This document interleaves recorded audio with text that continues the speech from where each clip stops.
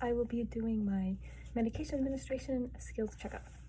So the critical thinking for the insulin injection, which is the subcutaneous injection, is their glucose level, the last time they ate, when they will eat, if they have diabetes, and the knowledge that they have on diabetes, on the last injection that was given, and the last site. And I will also be stating the 6 rights right now, which is the right patient, the right medication, the right dose, the right time, the right documentation, and the right route. Okay, so I will first wash my hands and check the district's order and see that it calls for an insulin injection. So I will go to the Pyxis and get my medication. And I would get out NPH insulin and regular insulin. Then I would check the MAR. This would be my first MAR checkoff, and I would see that there's NPH insulin, and then regular insulin. And the doses for the NPH is 12 units twice daily. And she has not gotten that yet. For her regular insulin, which depends on her glucose level, and her glucose level, according to the MAR, which was taken today at noon, is 276. So based on her blood glucose level, she will be getting 12 units of regular insulin as well. So together, she will be getting 24 units of insulin total. Okay, so then I will get them ready, and first you want to rotate the vial of NPH in your hand. Then you would get your insulin needle, and you are going to draw back the amount of air that you will inject. So you're going to draw back 12 units and inject that into the NPH insulin. Then you'll get your regular insulin, and you'll draw back the units as well, which is 12 as well. 12 units, and you will inject that into your regular insulin. Only you will not take it out, you will just invert it, and you will draw back your medication, which is 12 units.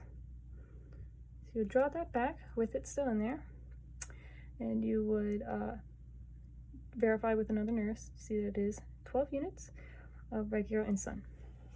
Then you will take that out, and you'll grab your NPH insulin, and you will draw back another 12 units, is what it called for. So you would draw back to the 24 line, adding 12. So you would draw back to 24, and you would also take this, verify with another nurse, NPH, 12 units as well. Then you would go back, and using your one-handed recap method, you will recap the needle. Then you will go back to the MAR and do your second MAR check and see that 12 units of NPH insulin and 12 units of regular insulin has been drawn out, which is what the physician ordered. Okay, and then we will get our morphine insulin prepared. So for the critical thinking for morphine, you will assess their pain level, the last time that they received morphine, and where the injection was given. Okay, then you will go to the Pyxis, and you will get out your morphine sulfate, and you'll do our first MAR check for this.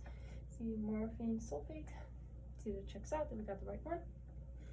And this one calls for 4 milligrams every 4 hours. According to this, she has not gotten that yet either. And this, the vial that was spent is 2 milligrams per milliliter. So, doing that math, that would be 2 milliliters that I will be So I would clean the top of this as well with an alcoholic swab. And then I will take my needle and I will drop back 2 units of air, just as before. And I will inject that into the morphine. Okay, then I would invert it upside down, and I will draw back 2 milliliters of morphine. Then, okay, so there's 2. I tap out any bubbles that I see. Okay, and then I would check with another nurse. Morphine sulfate, but it is 2. Okay. Then I will use the one-handed recap method, and we'll recap the needle. Then I will do my second line check for this and see that it is 4 milligrams every 4 hours, and there's 2 milligrams per milliliter, so 2 milliliters. Okay, so then I'm ready to give the injection. So I will introduce myself to my patient. My patient is Maria Perez. I will ask her for her name and date of birth. I will explain the activity that we're giving her insulin and morphine, and then I will verify any allergies that she has, which according to the MAR she has not, which is good. So then I will check my landmark sites. Well, first I would also do the 6 rights, which is again the right patient, the right medication, the right time, the right dose, the right route, and right documentation. Okay, then I will verify the landmarks of where you can give an IM injection. For IM injections, you can give it in your arm, make a triangle, your chromium process in your deltoid muscle, in your thigh, on your vastus lateralis, and on your gluteal between your greater trochanter and iliac crest. For subcutaneous, it can be on your abdomen, on your love handles, on your upper arms, on your scapula, on your thighs. Okay, so I will be giving my injection on this apple, but first I will put on gloves. Then I will get an alcoholic wipe and clean the skin, and I will pull the skin laterally. And for IM injections, you can inject at a 90-degree angle. So I will uncap it and hold my, okay, then you inject it. Then you aspirate it. Make sure that no blood comes out, and if it does, then that's a problem. Then you will inject it. Inject it into the apple.